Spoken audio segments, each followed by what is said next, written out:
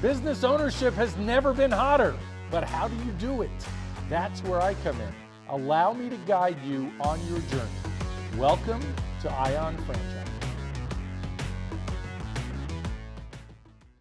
Hello everyone, and welcome to a special edition of Ion Franchising.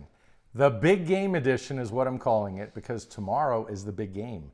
So this is Saturday in the house, and I have two amazing guests. Have you guys heard of Burn Boot Camp? Holy cow. That workout? No, I haven't done it yet, but I heard about it. So we're going to talk to Morgan and Devan Kline. Welcome, guys, to the house. Oh, thank you. Thanks for having us in your beautiful home and getting to meet your family. And so it's like, I am at home here. Yeah, I am so excited that the timing worked out perfectly to get you guys here before you have too much fun on Super Bowl weekend in Las Vegas. Is that possible to have too much fun on Super Bowl weekend? Super Bowl in Vegas is a dangerous combination. Yeah, I guess we'll see. We'll find out tomorrow. Yeah. So how long have you two been married? Oh, well, we've been married for 8 years. It will be 9 coming up soon, but we've known each other since we were 12.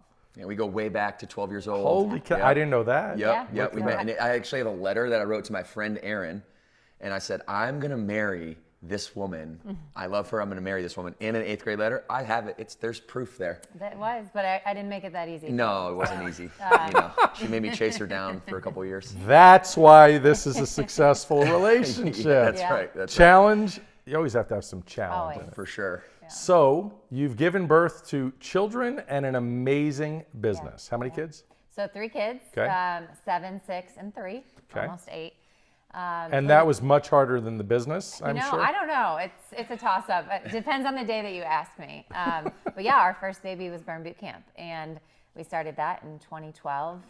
So wait, no kids before that, right? Nope. So Burn Boot Camp was the first baby. The first baby. Okay, Yeah. got That's it. right. Yep. And we always said, like, what I want people to know, especially, entrepreneurial-minded people, is that you don't have to have an ultimatum. Yeah. You don't have to wait until you're, in your late 40s or your 50s to start like thinking about having a kid, especially us guys. We think that we have to like provide first, and then we can, go have a family. But we just wanted to do it all at once. And, once the responsibility is on you, then you grow from it, right? Yeah. It makes you stronger having all that responsibility. So I have to hear, what was really the inspiration? I mean, you were a pro baseball player, by the way. So for those that didn't know, so you did that for a while. You got hurt, right? I think. Yep. Okay. So listen, I was a mediocre, talented baseball player, a good high school player, good enough to go play at the next level in college, and just worked really, really hard. Like I was always the first one at practice, always the last one to leave, always leading the guys, I suspect that's going to be a theme throughout this whole conversation. Yeah. How hard you work, which is important for a business owner. It is, yeah. I mean, that's been the thread throughout my whole life. And so, I got an opportunity to play with the San Francisco Giants through playing with the Central Michigan Chippewas while Morgan was at Western Michigan doing her food marketing degree, which are rival schools. So we also have that.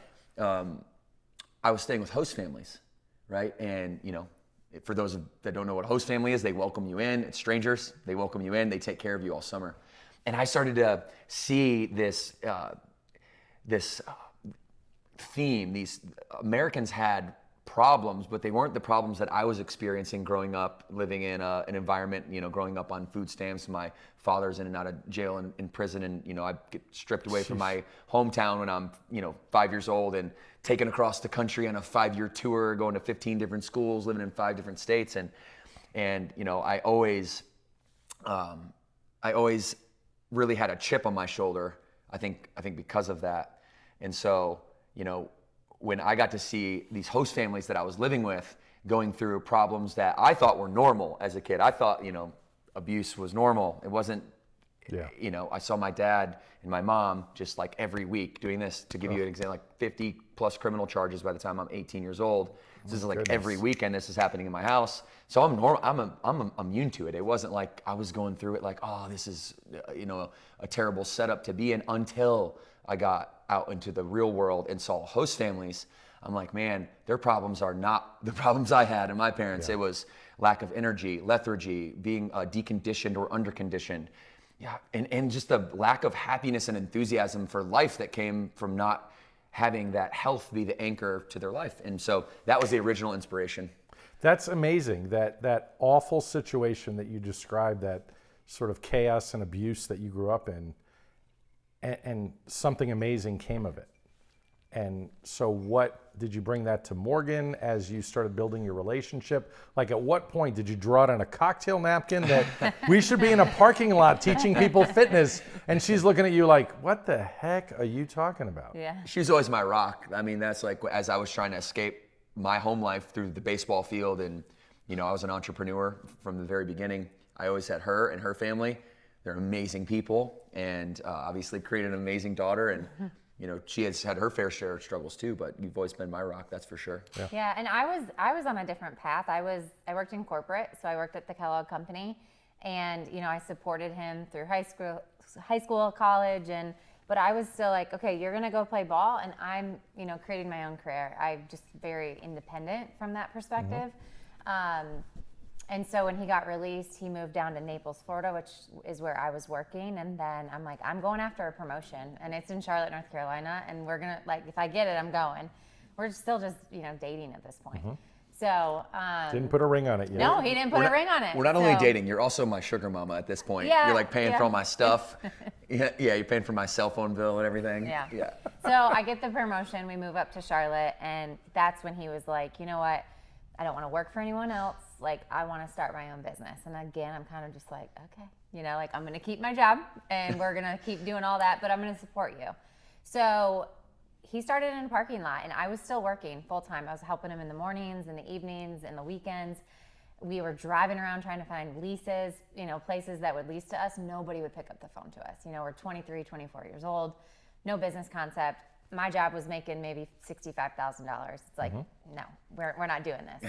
And so that's where the parking lot days were born, was really, my move up to Charlotte. And then, kind of fast forward about 8 to 10 months, we built a community, and I was like, he just kept saying, can you quit your job? Like, can you do this full time with me? Because I can see what you're doing part time with me, and I really want you full time. So he started getting busy. He started getting busy. I need you. He needed help. And, I was like, well, there's nothing on this finger, so I'm not going to quit my job. Oh, you're going to go there. Okay, yeah, okay. Yeah. So if anyone's listening, I believe in commitment. I believe in all of those things. And so. As you should. Yeah, and so I was like, listen, if we're going to do this, it's 50-50, and I'll go all in. So that's what we did. I quit my job, and about 8 to 10 months later, and opened my own location. And so I love it. So each of you were running a location at that point? Yeah, it was Huntersville, North Carolina, Cornelius, North Carolina. So we were both training 40 hours a week. So we still put in the 90, 100-hour weeks every week, but it's different nowadays. Yeah. Right? It's a lot more leadership, and a lot more travel, and a lot more shaking hands and networking and meeting people. Back then, it was like physical labor. Yeah, and a little more fun now, right? Yeah, well, I think it's fun when you have money and that freedom.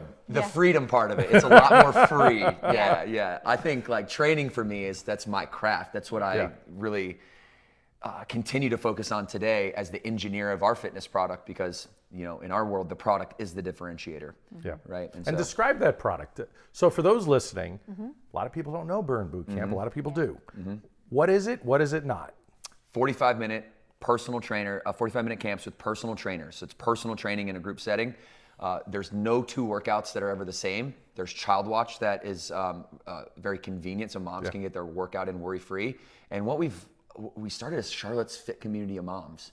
So it was really for that, like having Child Watch, but also having a really difficult product, difficult relative to the individual, but also isn't that what pulls the confidence out of us, is when we're faced with challenges and then forced to overcome those challenges. Oh, I'm better than I gave myself credit for. Yeah. And that just really manifested in Charlotte. We layered on this PR effort where her and I were going all around the Southeast trying to, just spread the word, like 250 segments that we went on telling people about Child Watch, about our focus meetings, about our personal trainers and how they're, nationally accredited. And we've always taken a lot of pride in that. And so, and then you can talk about just the, how we've grown from Charlotte's Fit Community of Moms into where we are today. Yeah, and I also would say with the fitness product, it's very athlete inspired. He is a former athlete. Yeah. I grew up playing sports as well.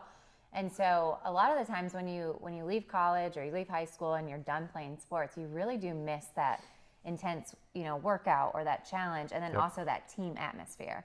So I think with our backgrounds, we've both been able to like infuse that into the culture and the community of, hey, this isn't just like a women's workout. This is actually a really hard workout. Yeah. Whether you're just getting off the couch and you've never worked out, or you come from a pro athlete background, we want to be able to provide you a challenging workout that's relative to who you are. Awesome. And so what was it that you wanted me to share? Oh, just so Charlotte's Fit Community of Moms, and then it's like, okay, that's 5 locations in North Charlotte, and that's great. But then we started getting, well, I'm single and I don't have kids. Can I come? And it's like, yes, obviously. And then that ballooned into really our brand being focused on inspiring and empowering and really a transformative experience for women. But what do you care about the most? Like you care about your family and the health of your family, and making the decisions that are a reflection of the familial culture. And so now it's for families by families. So now we got dudes coming in too. So I'm going through this in my head, listening to what you're saying. I'm certainly inspired by your story. I want everybody to understand, at what point did you say, we're going to start franchising? Like, where did that come from in the first place? Yeah, so as we mentioned, we started from parking lot to finally brick and mortar when we had enough proof of concept to 5 locations in the Charlotte area. And that was when Devin and I were still like, let's just grow this thing in like Charlotte, or in the Southeast. And so you weren't even thinking national at that point? We weren't even thinking national at that point. And about 2004, we started, I'm sorry, 2014. I was I was 12. Yeah. 2014, we started to get approached from members who was like, this place has changed my life. Like, my family's transformed, I'm transformed. Like, I want to bring this to more communities. Like, how can we partner with you? And by the way, was your bank account, Sugar Mama, starting to transform to the point where you were happy with this decision at this point? Listen, oh, absolutely. Like, at that point in 2014. But the thing about money with us is we have reinvested almost everything back into the brand. So awesome. Great. I think that's an important lesson, that when you do start to taste success, don't start to change your lifestyle so drastically. Let that kind of sit and marinate for a little bit. Continue to build and scale so that you do finally get that chance to kind of enjoy your fruits. Yeah. So 2014, we had more money than I would have ever imagined, but it was literally sitting in the business bank account. In my mind, it wasn't ours yet. Yes. It wasn't something that we had been able to cash out on, because we believed so much in continuing to invest and scale and people and process. So anyways, we licensed 2 locations. And so we thought we'd go with this like licensing deal. Then Devin started to learn more about franchising through some mentors and some friends. And so that's when we started building our FDD in 2014. We became a franchise in 2015. We signed our first location. And then 2 weeks later, I found out I was pregnant with our first daughter. So, now, how did that happen? Just kidding. Yeah, how did that happen? I don't know. So the store came about 9 months later. Needed more employees. Yeah. So I think about our business in like 2 chapters right there, right? Like, first was just getting that local business and that community built, but then franchising is a whole nother business. Yes. Once you become a franchisor. I love that you said that. Yeah. Because that is the responsible way to think of franchising. It's a different division and a different level of responsibility. Yeah, you got to think a little bit different. And I think we're very lucky that obviously as founders and still CEO and visionary, we understand what our franchisees are going through. So we're not running this company without that ground root like knowledge that we had, and we still have, right? Because we have our own company on locations. But 2015 is when our family now was starting to grow and like this new business, right? And so when Devin talks about, you don't have to wait or you don't have to sacrifice. Like, we didn't have kids before we started or when we started, but then I feel like that franchising business, we were doing both at the same time. And so that was certainly challenging, but also incredible in the same way. So franchising 2015, February 19th is when our official documents were able to be, released into the world, and the birth of the franchise concept. Yeah, and it spread like wildfire. And how many locations? Here we are, 2024. How many locations? We've opened almost 400 doors. Yep, 557 awarded, and we've really done that ourselves. So, just to piggyback off of Morgan's point, I was always an entrepreneur since I was 12 and doing snow shoveling franchises with my friends in Battle Creek, Michigan. And is that something you were born with? Yeah, I think to a certain extent, like LeBron James like was born with, like, not to compare myself to that because it's just a silly metaphor. You're better But looking anyway. But it's fine. he wasn't as good as he is now naturally. Like he had to put the hard work in, take care of his body to be able to be the greatest. And I Yes. think there's an inherent level of DNA, maybe some IQ and some EQ that goes together. But I think a lot of that can be learned because franchising it's a system. Whether you're a franchisor or a franchisee, it's all a system, and systems are meant to be able to scale great ideas, right? Yeah. And so I studied wealthy people. I always wanted to be wealthy. Growing up on food stamps, I'm like, I don't want this life. Yes. Like I want a better life for my family. And so I always believed that, and I always observed that wealthy people, financially wealthy people, hold equity. And in this world that we're in, as soon as we started to pop a little bit, all the private equity just started knocking on our doors, and we've had to really, stay disciplined and patient, right? As we've scaled. And you didn't take any private equity. No, we didn't take any. And the strategy is the point that I was going to piggyback off what Morgan was saying in North Charlotte. Those 5 locations, we flipped them to brick and mortar. And then instead of holding those ourselves, we just flipped those, turned those into franchise locations. Brilliant sold them, move, yeah. Right? And then, she said, reinvested that money to then go build. We would do company-owned locations in Florida, company-owned locations in Tennessee, then we have Texas and Salt Lake City. And by the way, I do love that you have company-owned locations. Yeah. There are quite a few franchisors that are successful that no longer even have any company locations. And they say they want to focus on the franchisees. But I love when people do operate a good number of corporate stores because you know exactly what goes on day to day. Then when, God forbid, something like a pandemic happens, right. They look at you and go, I know you know what we're going through. We're feeling it too. Yes. You know? Yes. Yeah. And then it's also, I think, commitment to reinvest in the brand, in that way, right? Yes. So during the pandemic, when we decided to go open 5 more gyms out in Utah, it was like there was franchisees that were like, wow, like you guys are still going You're all committed. in. You're all in. You're not just sitting back and letting it kind of happen. You're still going out there. And probably a better rent deal because landlords are not doing deals during the pandemic. Yeah, we got a couple good things out of that. It was like logically a very stupid thing to do, like to go in during the middle of the pandemic when all gyms are closed. Like there's no gyms in America that are open. Okay, let's go try to open 5 more, new gyms. But here's why we did it, right? It's because we know that like our system, our franchise partners and their teams, the whole business is a mirror reflection of our attitude and personality. And so if we're willing during the worst times to kind of flip that and look at it as an opportunity and go into Salt Lake City and spend millions of dollars to open gyms, we know our franchise partners are watching that, and that will trickle down, and their attitude will be, to kind of make their worst day their best day, in a sense. I love it. So let's talk all of these franchisees, all of this success, and what's your goal? How many locations? 10,000. Is that a real number? Mm-hmm. He's just fantastic. He's thrown that out there. Well, let's rewind. Okay, you and Holly, who is our biggest franchise partner in Naples, Florida. She's our dear friend. How many locations does she have? She has one. She has one. Okay. Another one to develop. One coming. Yeah. Got it.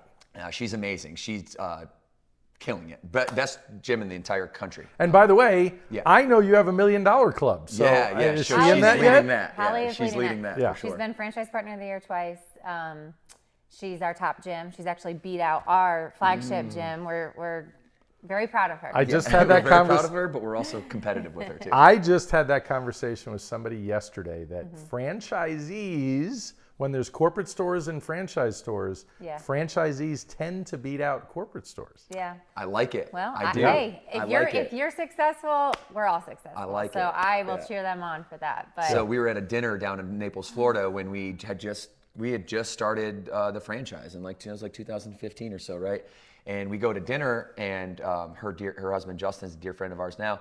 I go, guys, we're gonna do 500 of these, and they all, Morgan and Ollie, the 2 people that like believe in me the most in the entire world, are like, they didn't even believe you. Okay, yeah, he does. Just let him do that. He does that thing.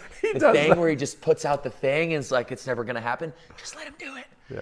And so. He'll get over then it. I read the Sam Walton book, Made in America, and there's a sentence in it. It said, there was no logical reason for me to stop. And so for me, it's like if I'm in my own world setting my own goals and I believe that I can manifest those beliefs into reality, and there's no logical reason to stop it, then why put a limitation. I love You know? I love that attitude, because if your franchisees are happy and they're making money, and they're the ones also telling you we have to do more and more. Yeah. Right. Well, I think it's really cool. He always says, like, we have to dream big enough so your dreams can also fit into that, right? And then we want them to dream big enough where their employees and their members and their communities, like, if we're going to limit ourselves, then we're not just limiting ourselves. We're limiting the entire organization and where it can go.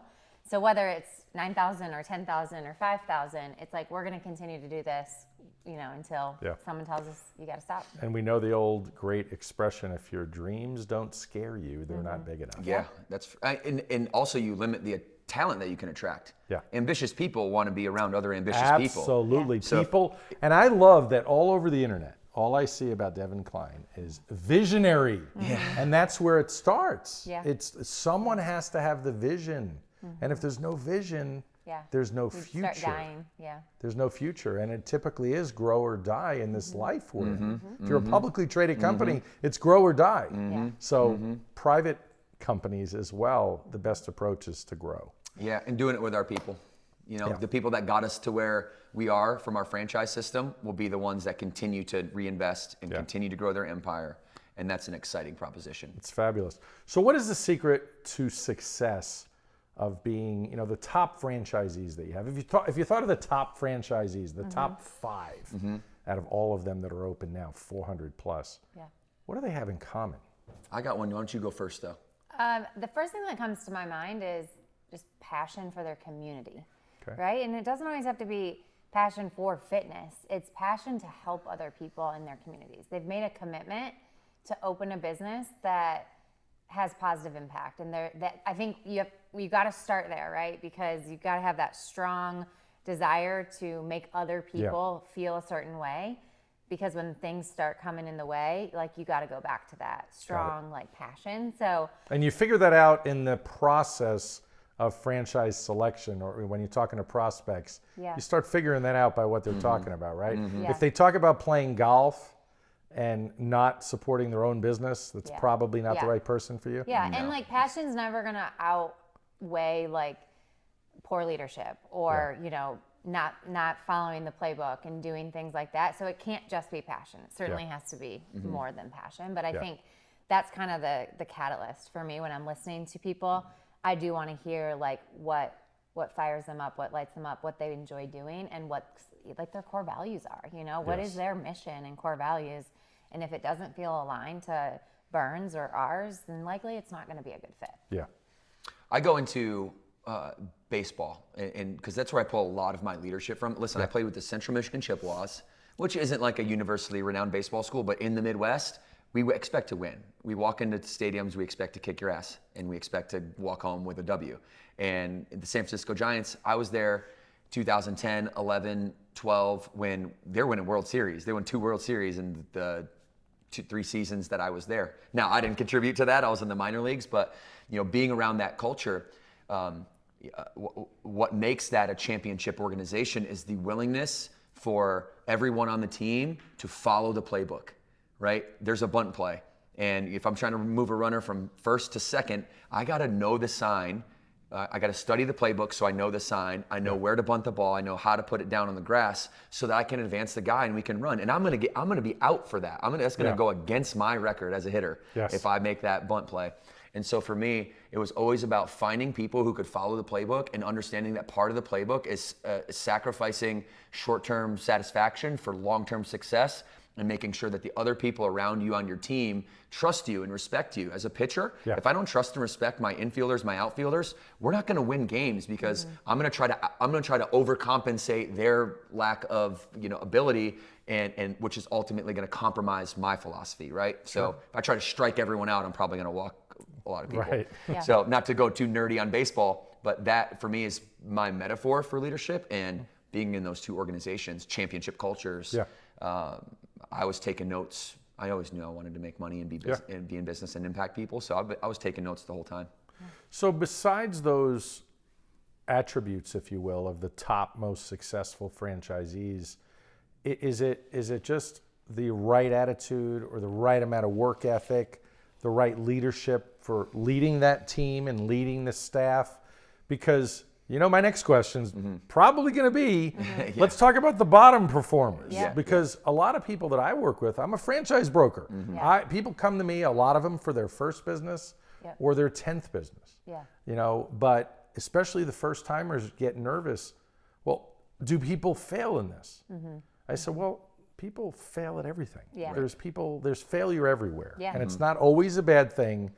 But what would you say contributes to people that are on the bottom of any franchise organization? I'm glad you said that because, as you know, franchising, just because you bought into a franchise does not mean there's no risk, right? It's not fail-safe. You're still running a business. You're independently owned and operated. You still got to put in the work.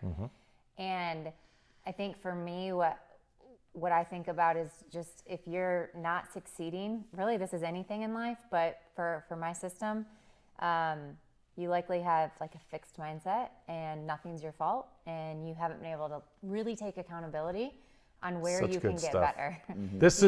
This is great stuff because it's- I've been there, I've seen it, and I've always been a top franchisee. Yeah. And I love that you said this Yeah. because really it's the mirror test. Look in the mirror and see where you got off course. Yeah. Because you get a GPS with a franchise system. You do. It tells Yeah, you you where to gotta go and follow what it. to do. Yeah, and if you're following it and something's still not working, then we can help you a lot better, right? Like we can diagnose things, but when we're giving you a playbook and you're resistant towards it, or you think you can do it better, Yes. it's like, well, wait, why? Like success leaves clues, right? So Yes. we've been successful. The franchises have been successful. We're constantly working with, our top franchisees to say, hey, what's working in your gyms? How do we Yes. package that back up? Like it's a constant evolution at the franchisor level. So it's not like we think that we have the best ideas always either. We like Yeah. to take them from the field. And so you got to be able to, it's an ego thing sometimes too, like drop the ego and say, what am I resistant towards? Like, Right. and then also, how am I challenging myself every single day? It's challenging to be a business owner. It's challenging to be a leader and manage people and have to hire and fire people. Like people don't want to fire people even, and I'm sorry, but people will be your greatest asset or your biggest liability. And that's usually where I don't see success in a business is because they have the wrong people representing that business. Yes. And they're not willing to be honest about that. And, I hope and hope say, hey, people are paying attention to this. Yeah. Because this Yeah. is I tend this to pay is attention when gold. she talks a This lot. is gold. This is fantastic, Morgan. I think underneath the hood, Lance, is emotional intelligence. That's the real common denominator. It's like, because that is the thing, if it's EQ and IQ, EQ, you can manipulate that. You can grow, like reading books and being self-aware and tapping into yourself, know thyself, right? IQ is more fixed. Yeah. And so in a world where you're not given some Einstein level IQ or some Elon Musk type IQ, Which is me. right? It's like, where's your emotional intelligence? How well do you know yourself? Do you have the filter from thought to word?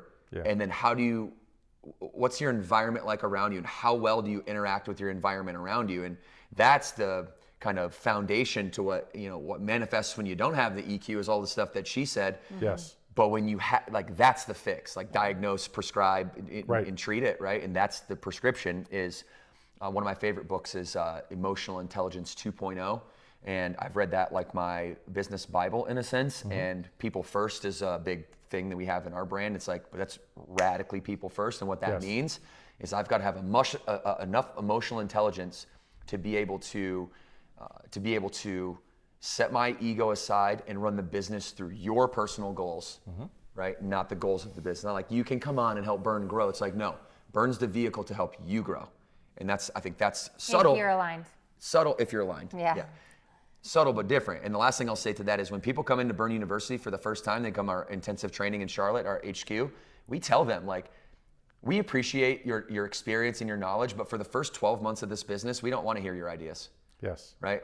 At month 13, once you've actually had some skin in the game and you're able to listen and learn and fail and succeed, now we're talking. You make another brilliant, both of you together, just amazing and separately. Thank you. But I learned years ago, people naturally with a high EQ are going to follow the appropriate system and give that a shot naturally before they start offering their opinion. Yeah. Because you need to become an expert in something before you try to reinvent the wheel, so to speak. So it's interesting. The bottom performers are not following the system. So likewise, the top performers have no problem.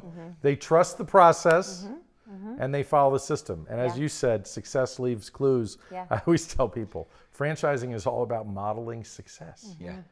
And if you're not successful, and if you go through the due diligence process, right, which I want to talk about a little bit with you, in the franchise selection process, they'll have an opportunity with you guys and your team to talk to existing franchisees. So if you have a decent IQ and a decent EQ, you're going to hear certain things, some clues from existing franchisees to indicate, can I do this or not? And I make sure my clients, as they go through any process, go through that validation process above all else. Of course, including looking at the disclosure document and the item 19 and how many are there units that have closed? You know, is the business really growing or retracting? Or obviously you guys are growing like crazy. So I love that. I love that you guys threw that out there. I did want to go back to you, Devin, on when Morgan was talking about that fixed mindset. How does a guy with all that chaos and abuse in their life really truly grow up and become this guy with this amazing growth-minded champions mindset? You've heard business success is manifests out of inspiration or desperation. Yes. And I was a desperation. Yes. It was so painful for me growing up that I didn't want to experience that anymore. It's like it was whatever level beyond I have a chip on my shoulder is, I'm at that level. Yes. Where I'm not trying to prove, because having a chip on your shoulder is like trying to prove people wrong. Yeah. I'm not out for revenge or to prove people wrong. I love my dad and my mom for the environment they put me in that gave me this hunger that's insatiable. To me, it was really more about proving the people that believed in me right. You know, her and Holly and the people that were closest to me, the few that did say, hey, you're crazy for sure. Yeah. But okay. I'm here with you and I'm gonna ride with this crazy. Yeah. And to me, that is my obligation morally to them is to prove them right. And it doesn't matter what anybody else says.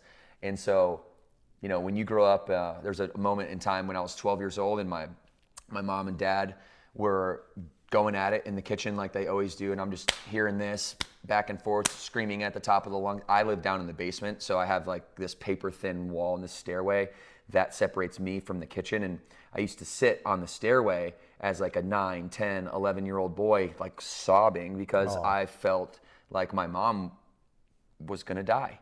And I finally got enough courage when I was 12 that I mustered up that I was in that same spot that I had been in dozens of times before on the stairs. And I actually ran up and I tried to stand up to my dad.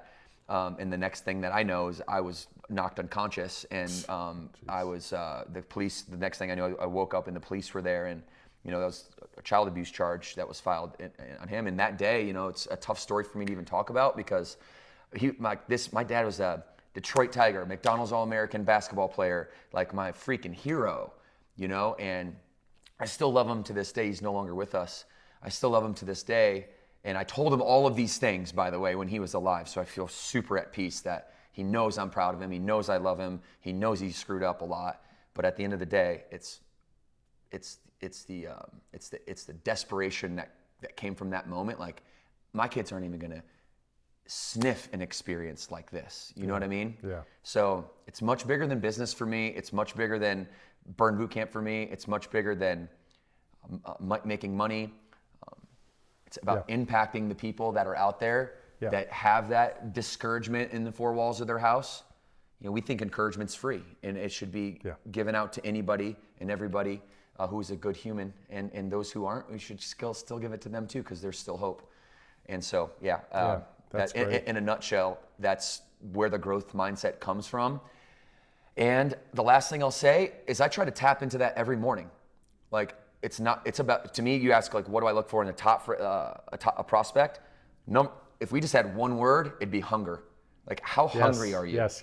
Like I don't care where you come from. You could have $1 bajillion. You could be dead broke. How hungry are you? Like, are you willing to work your face off and then not complain about it and not get results and then wake up again and do it the next day? And if we can do that, then we're cut from the same cloth. So you don't have anybody in the system that's really an investor type. These are owner operators.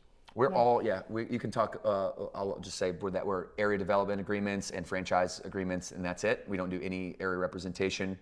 For those that don't know, it's where you kind of sell a one state or a half a state to a mini franchisor, if you will. So we don't do that. I know that you know that. Maybe some people out there don't. No. This is great that you're sharing, but you require any owner to be at least hands-on, at least in the first one if they're maybe doing a multi-unit deal. In the first one for sure. We want them to understand the business, and then if they are going to kind of, do multiple things, then we require them to hire certain staff. Yes. And then we can train them.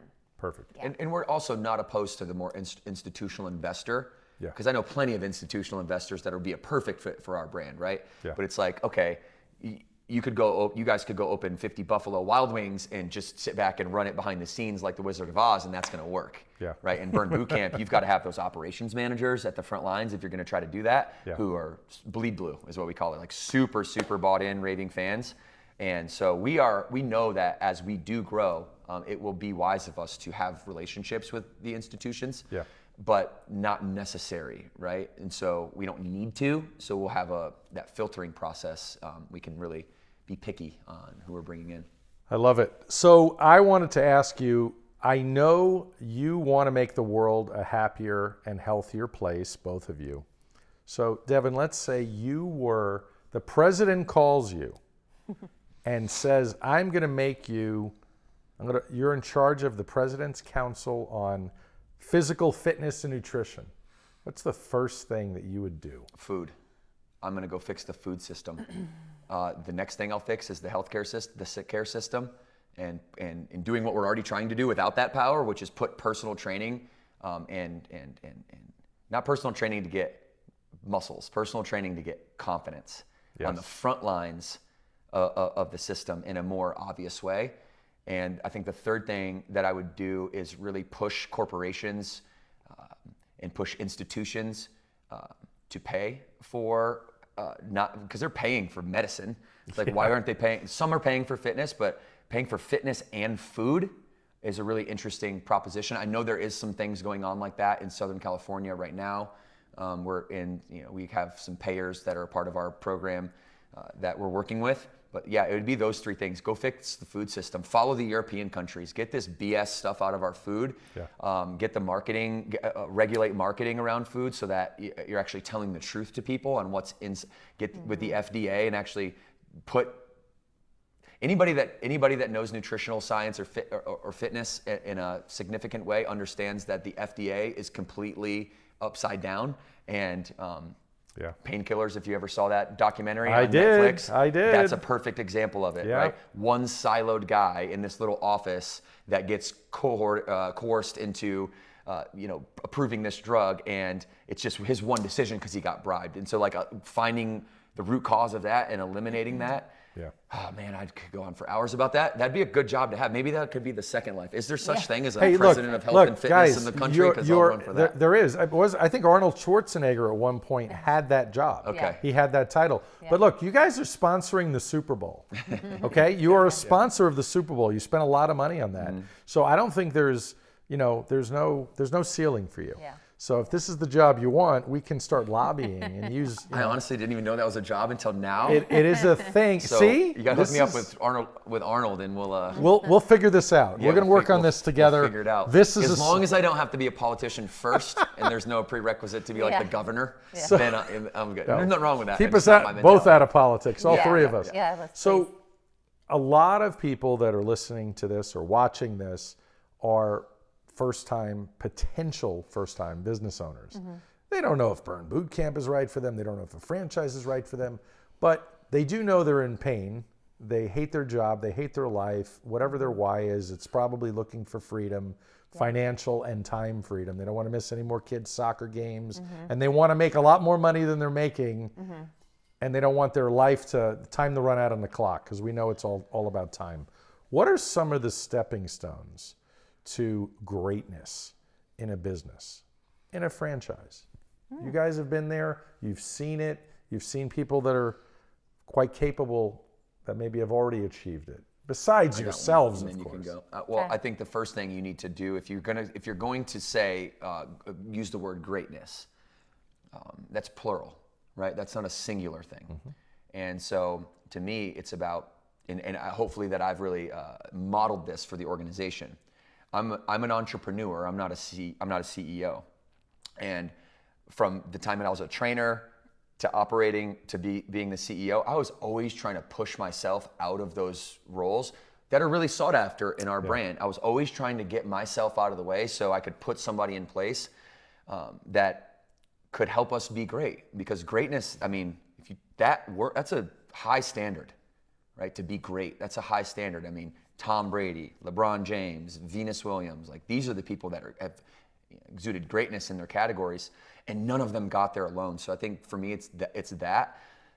And the problem with franchisors is, and this is an industry-wide thing, and I really hope there's some franchisors listening to this, because I'm quite sick of hearing at the conferences complaints about franchisees and talking negatively about their franchise system. I know there's pains. I know there's challenges. I know there's interpersonal communications where sometimes you don't align, but we eradicate that out of our boardroom. If anybody on our board says any negative comment about our franchisees or even in jest, there's truth said in jest, right? Yeah. And so we just drown that out, and she knows I'll snap on it. If somebody's like slips for a moment, I'm like, hey, remember why we're here. There's a seat for the franchise partner that's right there, and there's a seat for our member that's right next to them. I know they're empty, but I need you to remember what those seats are for and who we're serving and what greatness actually means. And that's being the bigger person, the adult in the room, being able to communicate with academic levels, like not just, I want to be a good communicator, happenstance and watch some YouTube videos. Learn how to communicate. Yes. Right? And if you can communicate, you can read, you can write, you can speak, you'll be deadly. And trying to give other people the limelight.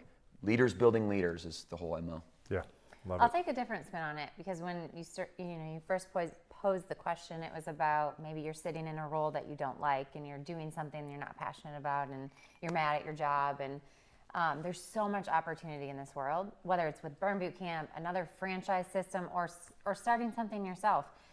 I personally think you can't be great unless you're fully fulfilled in what you're doing, and not just with your job, but also like personally too. And then how do you integrate all of that? Yeah. And so that's thankfully what Devan and I get to do every single day is Burn is part of us now. It's part of our children's lives. It's the legacy that we're building. And so when you think about success, you got to really dig deep, say, what does that mean to me? And I want to be proud of the business that I've built, when it's time for me to leave this earth. And to me, it won't be about how much money I made or how many gyms I opened or whatever the unit economics were. It's going to be how many lives did I impact, right? And so if that's what drives you first, and maybe it's not impacting someone's life through fitness, maybe it's through another way.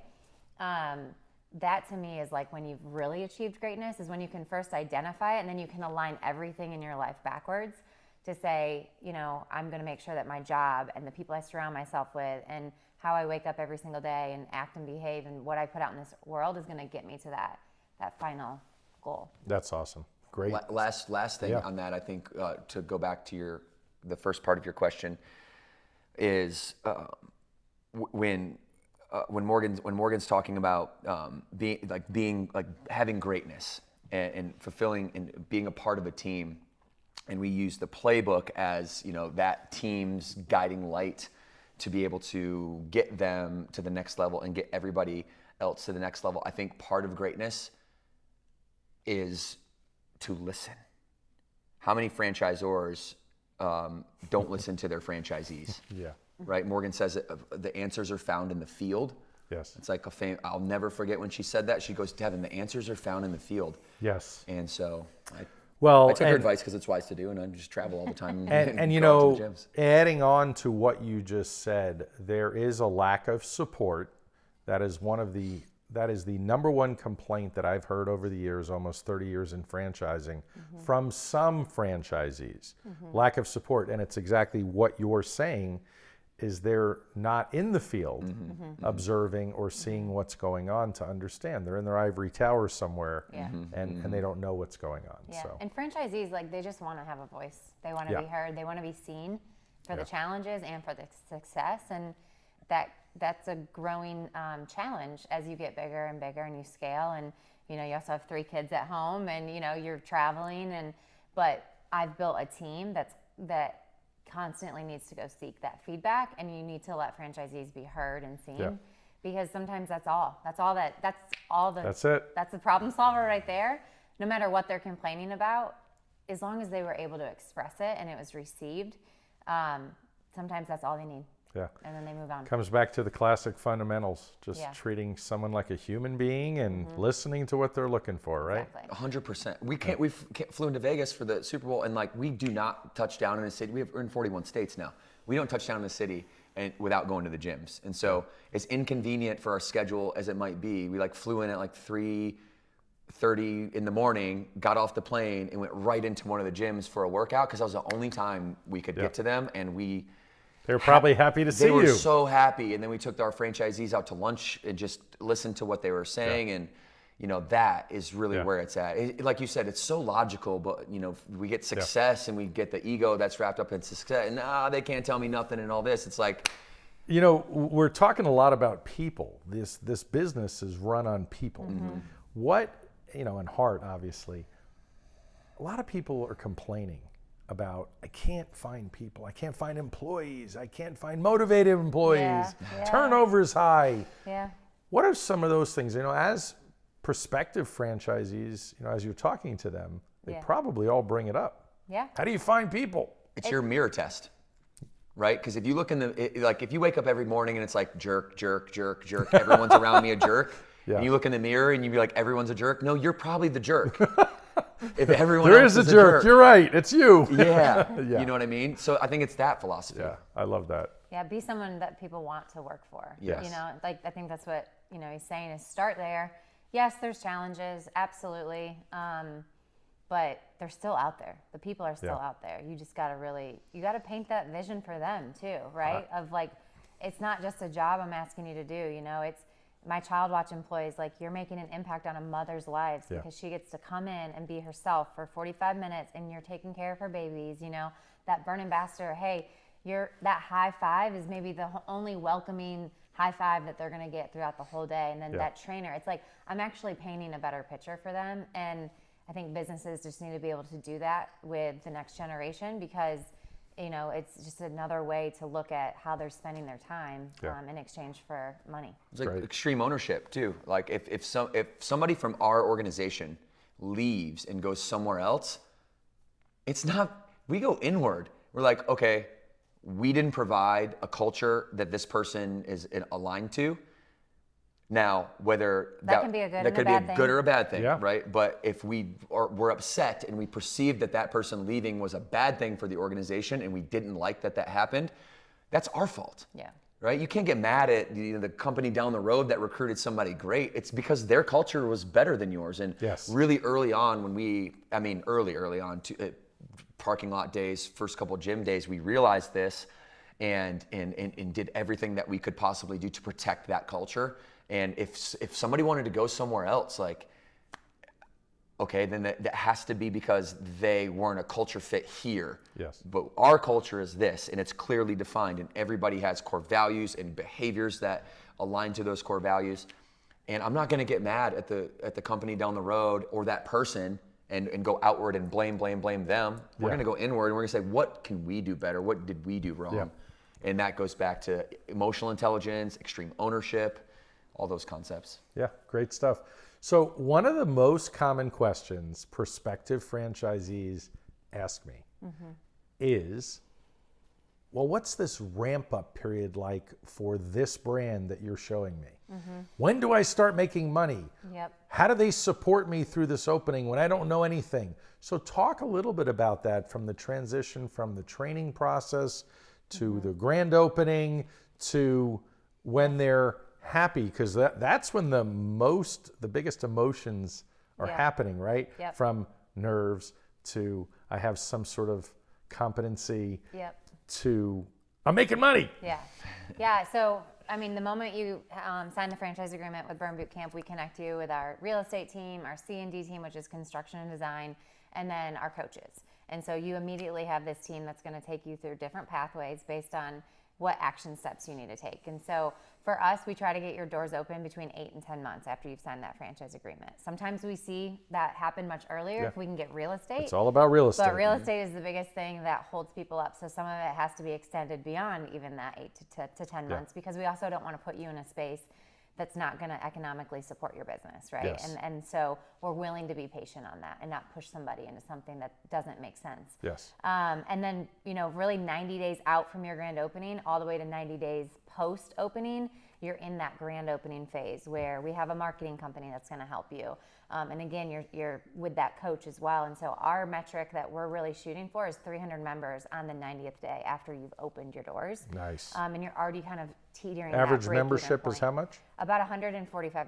Okay, great. So depending on, of course, rent and what tier you're in, 300 is right where we start to see that break even. So if we can really get our gyms there post 90 days, they're already starting to make some money back. Now, that doesn't happen for everybody. We're not quite there yet, but that's the system that we put in place.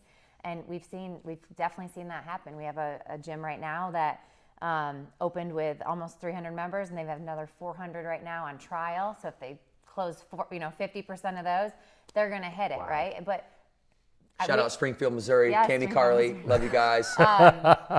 Setting the standard, the best. Yeah, Love but it. you know what? Like, we've taken over gyms that had 36 members because it didn't hit, and a lot of that boils down to, did you do all the things, right? Did you do the marketing? Did you do the pop-up camps? Did you get out in your community? Did you get enough contacts? Like, there's certainly a formula, but formulas are sometimes just what's put on paper. So, and the great thing is we have a lot of gyms that open 1 and then they roll the profit right into 2 and 3.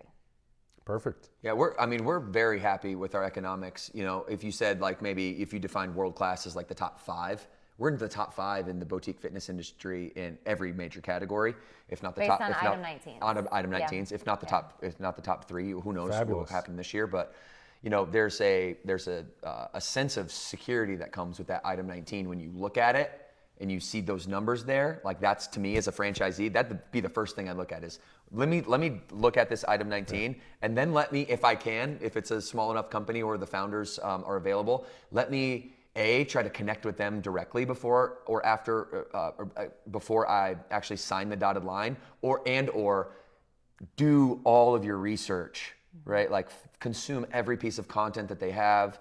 Talk to as many people as you can. Like, we're not here to sell, right? We call it award in this industry for a reason, right? We wanted to award somebody for doing that due diligence and getting on the other side of that. We really believe that it is their responsibility to seek out the economics and then seek out the leadership and make sure those two things, that your core values are aligned, right? Because if your head and your heart aren't congruent with the brand, you're going to fail.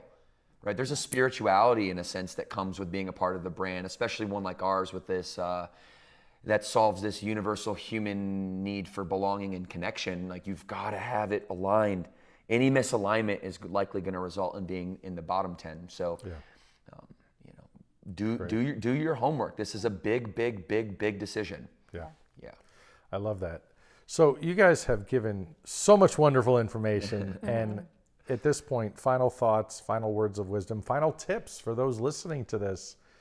Morgan, ladies first. I think we've all kind of said it in a way, but if you're looking into franchising, again, whether that's Burn Boot Camp or something else, I really do encourage you to read the franchise disclosure documents and talk to as many people as you can, because like I said before, if you can find something that aligns with you and you're passionate about and you're building a legacy, whether that's for yourself or for your family, you gotta go out there and seek it. And you can't always just stop at the first destination. You really should go and find and compare it to different things. And so you really know what your options are for that path forward. But again, like, getting really, really clear with yourself first would be my best advice for somebody. Get clear on what success looks like to you and what you want your legacy to look like. Great. My advice, that was great. Thanks. Yeah. I love You it. articulate it like that. I mean, you're very articulate. That was really good. You have your own So, built-in Michael, cheerleaders. right. That's part of your success right there. Yeah. Everybody needs their cheerleader. I do, yeah. For me, I'll go like a more macro route. I think it's usually what ends up happening is she's down and in as the integrator, and I'm up and out as the visionary. And I would say that You don't need to be a unicorn. You don't need to build a billion-dollar company.